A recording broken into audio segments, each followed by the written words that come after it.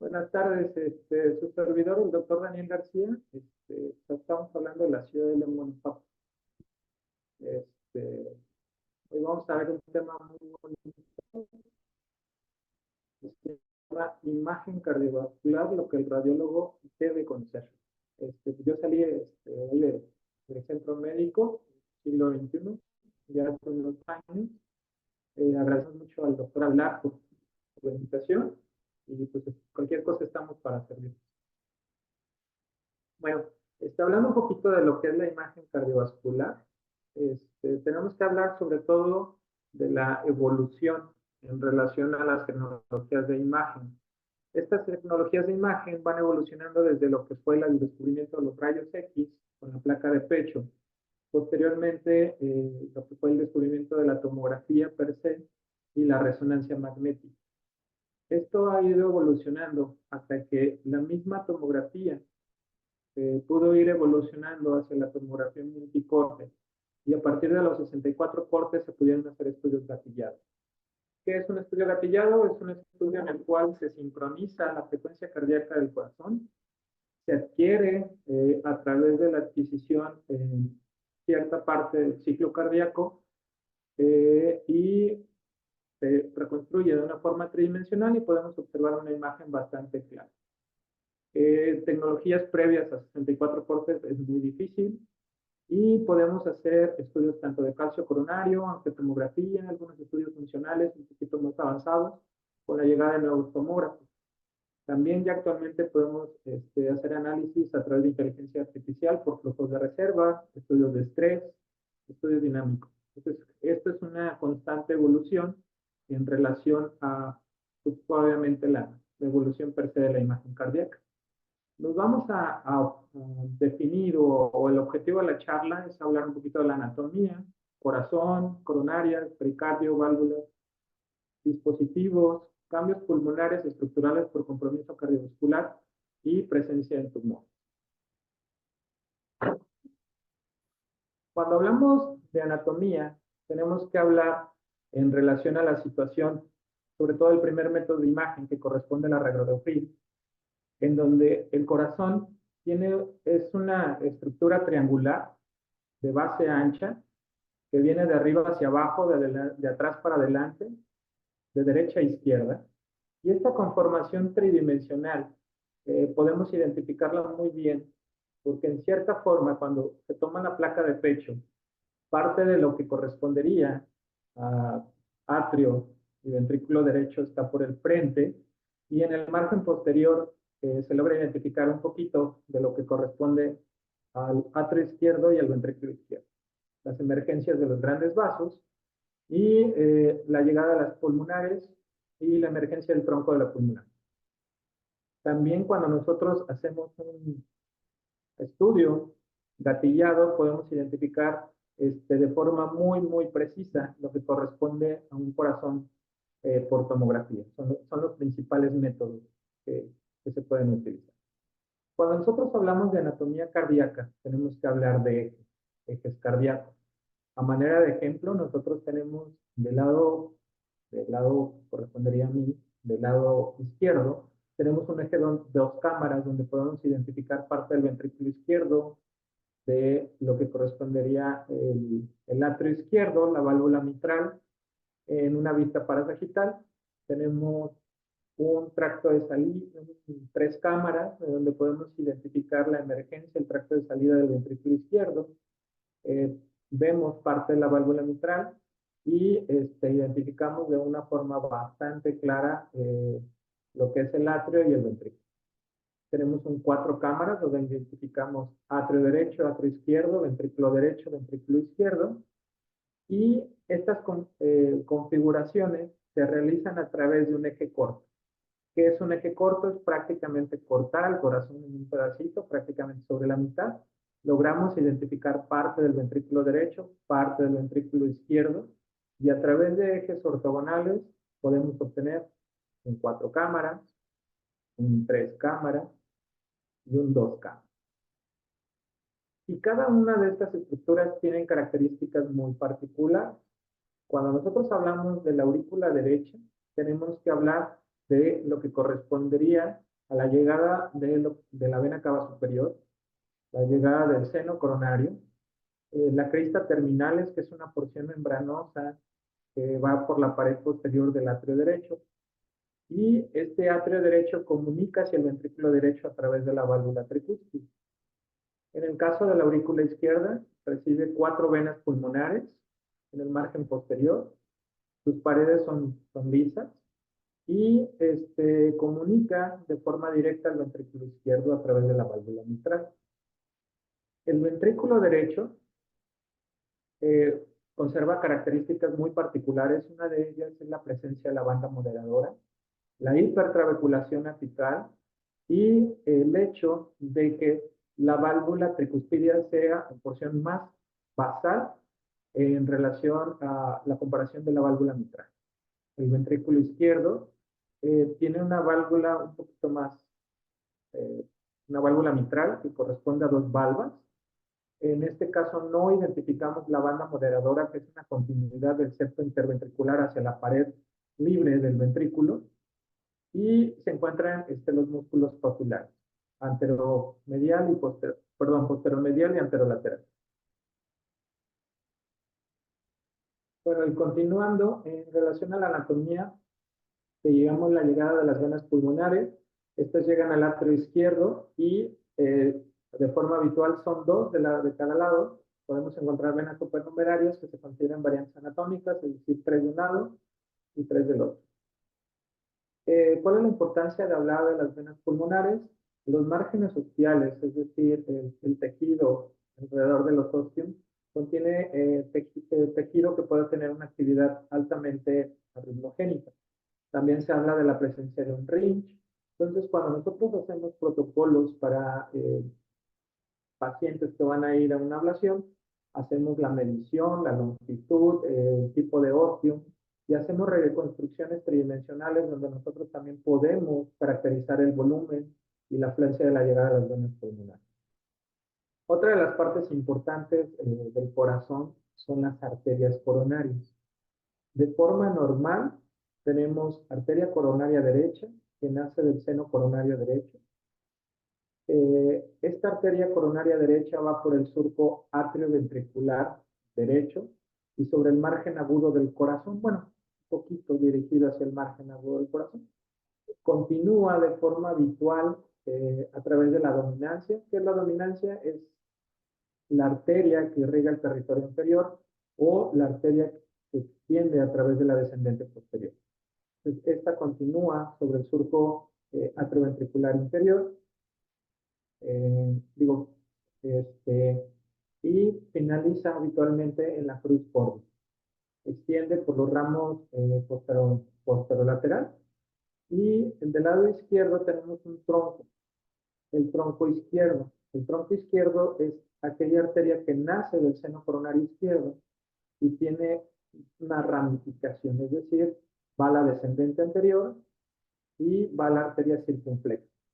La arteria descendente anterior corre sobre el surco interventricular superior anterior y la arteria circunfleja por el surco atrioventricular del lado izquierdo.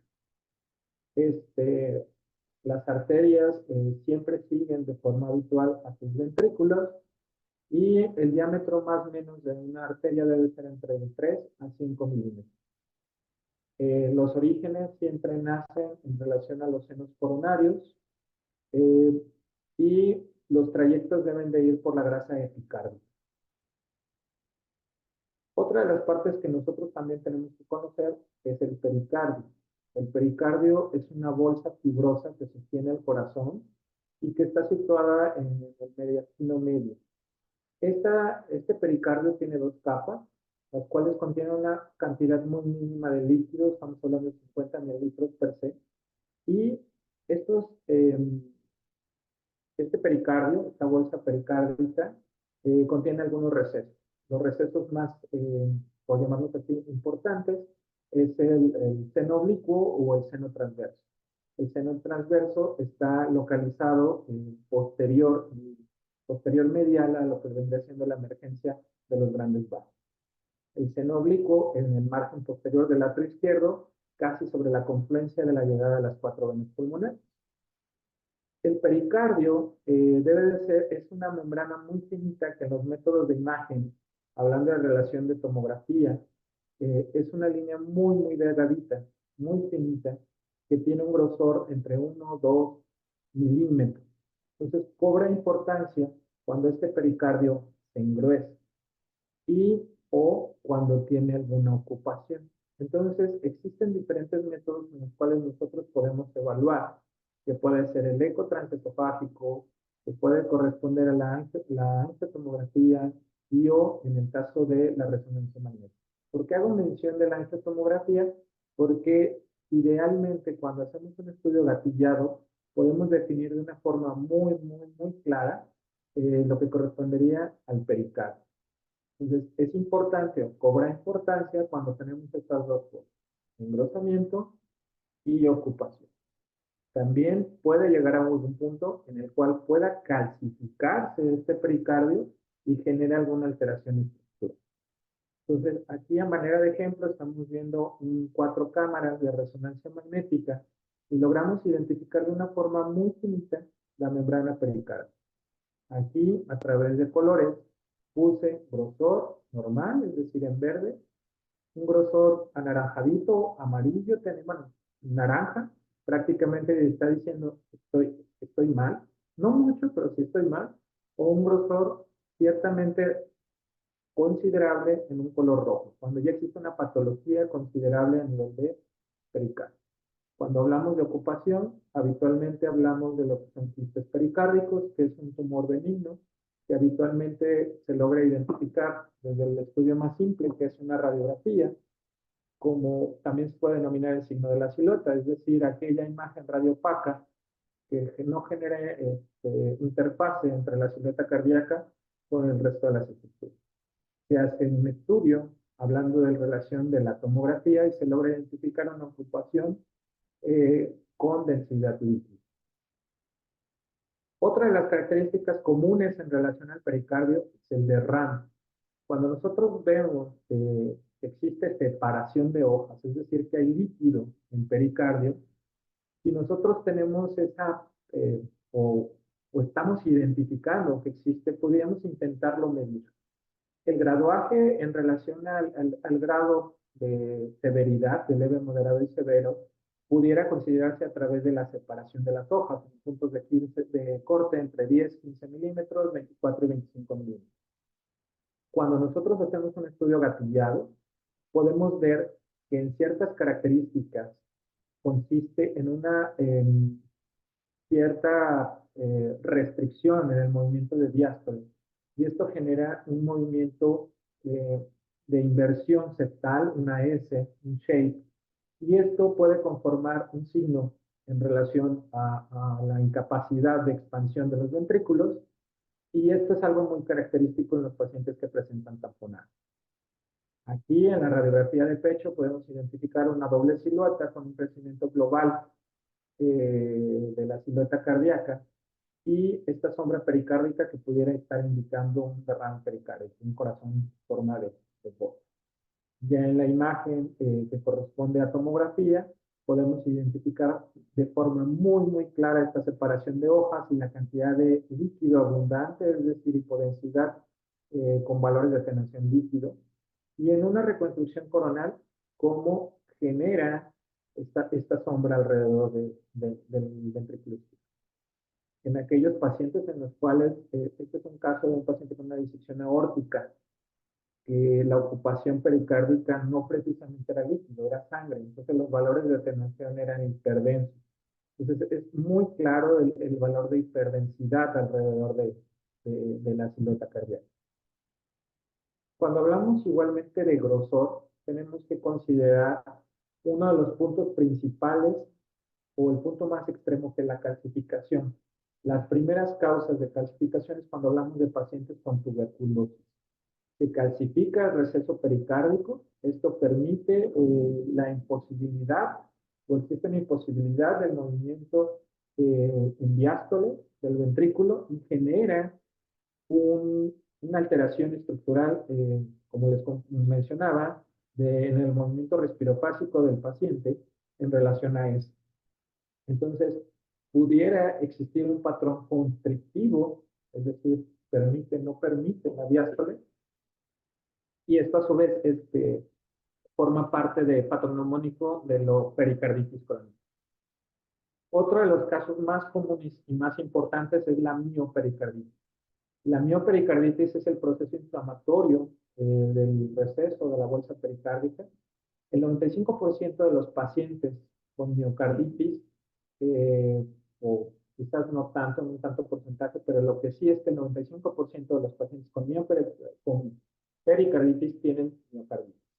Entonces, ese proceso inflamatorio va junto con pegado. El mejor método para que nosotros podamos evaluar una miocarditis, en definitiva, es la resonancia magnética. Existen secuencias muy particulares, hablando de la secuencia de edema, la secuencia de reforzamiento tardío, y actualmente, bueno, no actualmente, ya un poquito menos tan reciente, pero sí la inclusión de los valores de mapeo, como los nuevos criterios de Lake-Lewis, en los cuales se puede hablar de incremento en los valores de mapeo en relación al volumen extracelular y presencia de fibrosis, incluso, bueno, hablando en relación a características de miocardio. Otra de las cosas importantes cuando nosotros hablamos de la anatomía son las válvulas. Tenemos válvula pulmonar, tenemos válvula aórtica, tenemos válvula tricúspide, tenemos válvula mitral. Cuando nosotros hablamos de la válvula aórtica, esta válvula se conecta en el tracto de salida del ventrículo izquierdo y conecta, como su nombre lo dice, hacia la aorta a través de pequeñas bolsitas que son los senos. Entonces, estos senos conforman una apertura y un cierre a través de un mecanismo dinámico, y este cierre o coaptación tiene que hacerse completo, es decir, abre bajo presión, cierra para evitar el reflujo, y de forma normal la válvula aórtica es tricomisural, es decir, tiene 3 valvas. Pueden existir algunas variantes cuando nosotros identificamos 2 válvulas. Se llama válvula aórtica bivalva, perdón, válvula aórtica bivalva, y existen 2 tipos, o sea, de forma primaria, bivalva pura, es decir, un cibercero, donde completamente existen 2 valvas que están aperturando y cerrando, una anterior y una posterior, y tenemos aquellas en las cuales existe una fusión entre 2 senos, entre 2 valvas. Puede ser derecha e izquierda, puede ser no coronariana izquierda, puede ser no coronariana derecha. Entonces, a través del sistema de clasificación de Sievers, se puede determinar el tipo de válvula. También es importante determinar que saber que la apertura de la válvula aórtica, cuando nosotros hacemos un estudio gatillado, sobre todo una angiotensia coronaria, se mide en una fase de sístole temprana, en un 20-25%, y podemos medir de forma muy clara su apertura. El cierre, de forma habitual lo tomamos sobre un 80%, es decir, una fase de diástole ya un poquito más tardía, y en aquellos casos de restricción, podemos encontrar restricción en la apertura, es a través de lo que denominamos estenosis aórtica. Estenosis aórtica, ¿qué es? Cuando esta válvula aórtica, estas 3 valvas, no logran tener una apertura, digamos, tienen una apertura mucho menor a 2 centímetros cuadrados. Entonces, esto ya se considera una estenosis aórtica. Una estenosis aórtica severa, menos de 1.07, es una estenosis aórtica crítica. Habitualmente la degeneración sobre las valvas, la presencia de calcificación, van haciendo una degeneración ixadomatosa sobre la valva que no va permitiendo la apertura. Otra de las cosas es que aquellos pacientes con estenosis aórtica tienen una alta asociación con aortas bivales. Otra de las anormalidades que nosotros encontramos en la válvula aórtica es en relación a los defectos de cierre. Estos defectos de cierre o de coaptación es un pequeño orificio en el cual hay un orificio regurgitante, es decir, cierra la válvula, pero no completamente, no coapta. Y esta válvula lo que hace es que regresa a la cinta. Es una insuficiencia. ¿vale? En el caso de la válvula mitral, una válvula anterior, una válvula posterior, tienen sus tres como cenitos, por llamarlo así, A1, A2, A3. En la válvula posterior, igualmente, P1, P2, P3, más o menos tienen una apertura de 4 a 6 centímetros cuadrados, están sostenidos sobre un anillo fibroso y estas están asociadas en relación, bueno, no están asociadas, están fijas y con movimiento por las cuerdas tendinosas y los músculos papilares. Entonces, la primera causa en relación a la compromiso mitral es el compromiso reumático. Esclerosa a través de una secundaria, una infección por estreptococo, y a través de mimetismo van degenerando y van generando un estado de fibrosis en la valva y va condicionando una restricción en la apertura. Cuando tenemos pacientes que por algún motivo, o habitualmente los pacientes con cardiopatía dilatada o crecimiento del atrio izquierdo, generan compromisos de insuficiencia, empiezan con estos grados de rectificación. Cuando nosotros hablamos de dispositivos, es importante saber identificar más o menos dónde podemos encontrarlos, qué es un dispositivo y cómo evaluarlos. Entonces, cuando hablamos de dispositivos, tenemos que hablar de marcapasos, de resincronizadores, de válvulas protésicas metálicas, biológicas.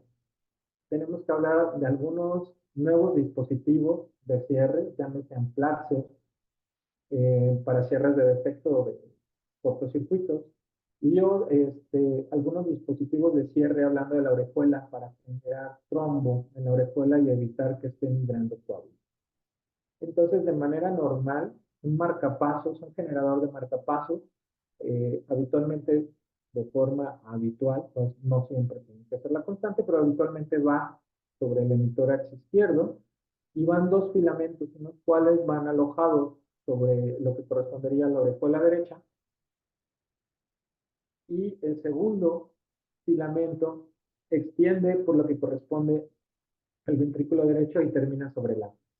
Cuando nosotros encontramos cables y filamentos que extienden hacia el ventrículo izquierdo, en este caso en particular, cuando no extienden hacia el ventrículo izquierdo, hacia el territorio izquierdo, por llamarlo así, entran a través del seno coronario y pueden ir hacia alguna de las afluentes, llámese gran vena habitualmente, y estos son los recintos, son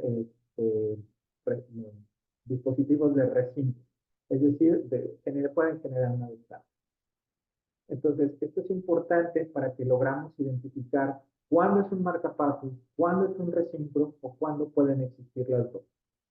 También tenemos algunos otros dispositivos en los cuales algunos parecen como una memoria USB, y estos dispositivos lo que guardan es información, es como un folder que está registrando información, información, información.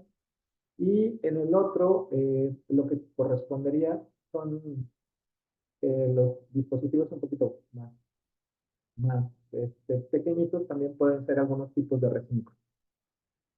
Otro de los dispositivos son las válvulas. Entonces es bien importante poder identificar la localización de las válvulas per se en la placa de pecho para que nosotros podamos intentar definir el tipo de válvula.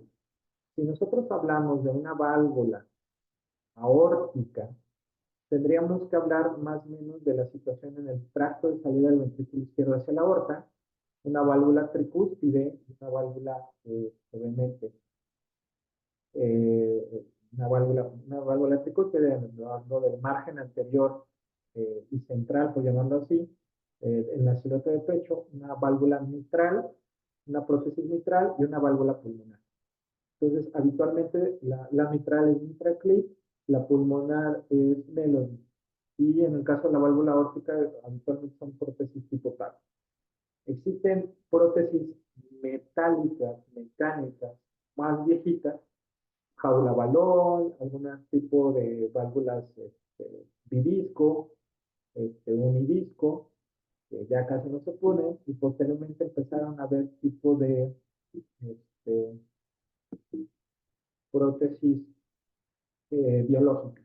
Estas prótesis biológicas y pueden utilizarse en resonancia magnética, no tienen por qué generar un artefacto y habitualmente prácticamente son anillitos que se adosan eh, al sitio del anillo de la válvula. Entonces, tenemos lo que corresponde aquí a manera de ejemplo, una válvula óptica. Tenemos también la presencia de un mitroclip. El mitraclip es una válvula protésica biológica que se coloca vía terapia endovascular y se coloca sobre el anillo mitral. Tenemos también este que parecen dos disquitos, es un amplaxer sobre cierre de una sella. Y aquí tenemos, este es un Watchman, que es un dispositivo oclusor que se ancla sobre el cuello de la orejuela izquierda con la finalidad de poder trombosar la orejuela izquierda y evitar la formación de migración de coágulos. Otra de las partes importantes cuando nosotros hablamos de anatomía coronaria es conocer el CAT-RAS. El CAT-RAS es un sistema de clasificación en el cual se puede determinar el graduaje de la lesión y van teniendo también graduaje de la lesión, características de la lesión. Entonces hay un graduaje de 0 a 5, una subclasificación de M, que es un estudio no diagnóstico, G, sobre todo si tenemos algún tipo de injerto, o S, si tenemos algún stent. Cuando nosotros hablamos de un graduaje, es en relación al grado de estenosis de la lesión. Considera importancia en aquellas lesiones del 70% para arriba, porque requieren revascularización, y aquellas lesiones entre un 50, 69, 70% está indicado a través de las guías algún estudio funcional. Cuando nosotros empezamos a hacer un poco más a fondo en relación a la caracterización de las lesiones, tenemos que hacer algo de caracterización de la placa. La caracterización de la placa es hablar del tipo de placa, es decir, si es calcificada, parcialmente calcificada, no calcificada. Si esta placa tiene, si es concéntrica, si es excéntrica, y el remodelado del vaso. Y algunos puntos de importancia, sobre todo, son los grados de vulnerabilidad, es decir, si esta placa presenta algún puntilleo, algún tipo de reforzamiento posterior al medio de contraste, que se llama signo del servilletero, son de gran valor. ¿Por qué? Porque pueden predecir una placa con un alto valor de vulnerabilidad que está descrito que tiene un alto riesgo para el desarrollo de eventos isquémicos. En el CAT-RAT5 es cuando nosotros hablamos de lesiones largas, habitualmente crónicas totales, es decir, una lesión ya completa en unos puntos de la longitud del vaso, y ahí tendríamos que aplicar un sistema que se llama CT-RED. Bueno, otra de las partes que nosotros vamos a analizar son los cambios estructurales por compromiso cardiovascular. De forma precisa, edema. ¿Qué pasa cuando hay una alteración en el incremento en relación a la presión hidrostática en el trabajo y una disminución en la presión osmótica? El flujo o la mayor cantidad de líquido se trasvasa de los sistemas venosos y linfáticos hacia un espacio. Este espacio, de forma habitual, compromete los septos interlobuliares y posteriormente el lobulillo pulmonar, el alveolo, y así es como vamos identificando las características de un evento. Entonces, las manifestaciones primarias o más sencillas es la cefalización del flujo, que es el incremento en la presión hidrostática entre las venas pulmonares. Entonces, estas venas pulmonares se hacen gorditas, se hacen más anchas porque tienen un mayor incremento en la presión, es decir, un mayor volumen, y posteriormente van a empezar a migrar hacia un tercer espacio. Cuando ya nosotros, este líquido pasa a los septos interlobuliares, de forma primaria se denominan SOP, es decir, hay un engrosamiento septal interlobular denominado SOP, es líquido en los septos, y se van conformando las líneas de Kerley. Esas pequeñas líneas del engrosamiento septal este, interlobulillar, patrón reticular del intersticio subpleural y nos van conformando que son las etapas iniciales de un edema pulmonar. Cuando nosotros presentamos ya formas más agresivas, tenemos alteraciones en relación al vidrio ilustrado, datos de sobrecarga, derrame pleural. El derrame pleural es porque el líquido se está extravasando hacia un interespacio y empezamos con la ocupación alveolar. Es decir, ya no solamente está en los septos interlobulares, ya está llegando al alveolo, ya se está ocupando el alveolo. Por eso empezamos a identificar vidrio ilustrado, podemos identificar patrones de atenuación ya en mosaico, podemos empezar a identificar algunos nódulos que forman parte de la ocupación alveolar y finalmente llegamos a la configuración de un edema muy bien establecido con la configuración de alas de mariposa, donde podemos identificar engrosamiento septal, vidrio ilustrado, distribución peribroncovascular, engrosamiento septal interlobulillar y obviamente compromiso en fallo del paciente. Otro de los datos de edema que quiero mencionar es en relación al compromiso de edema secundario a daño valvular.